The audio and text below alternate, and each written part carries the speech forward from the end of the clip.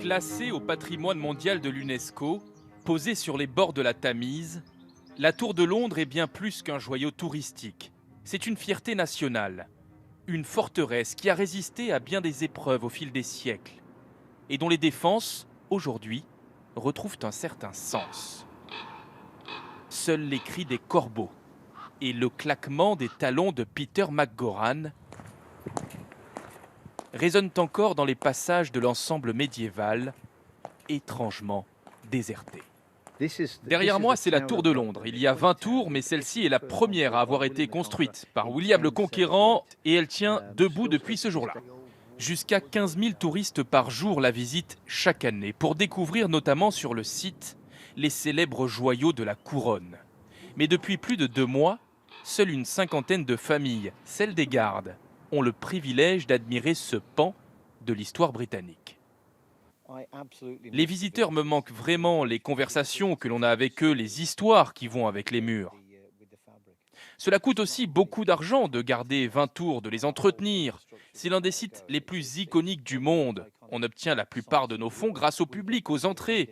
Et donc cela va nous impacter forcément. Les pertes pourraient aller jusqu'à 15 milliards d'euros pour le tourisme britannique, avec 22 millions de visiteurs en moins attendus cette année dans les plus beaux lieux de la capitale britannique et du Royaume-Uni. Symbole de cette vie touristique à l'arrêt, Buckingham Palace, fréquenté habituellement par des centaines, voire des milliers de personnes, quel que soit le jour, quel que soit le temps. Aujourd'hui, c'est un étrange silence qui règne, et même la relève de la garde a été suspendue jusqu'à nouvel ordre. Borough Market est l'un des plus anciens marchés de Londres.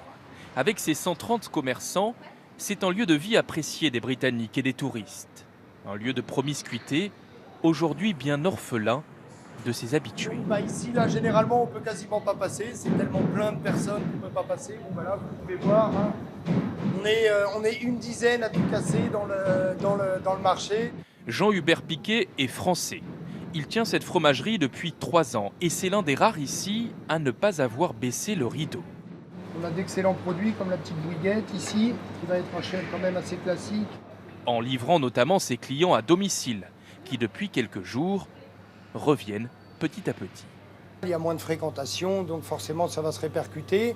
Mais on a développé à côté l'activité online qui elle marche très bien. On a toujours quand même quelques clients, les riverains qui viennent de plus en plus dans le marché, qui redécouvrent le marché et qui nous permet de survivre encore pendant ces temps de disette. En fonction des mesures de quarantaine qui pourraient être imposées aux touristes dans les semaines à venir, beaucoup craignent que Londres ne retrouve pas son visage habituel avant plusieurs mois.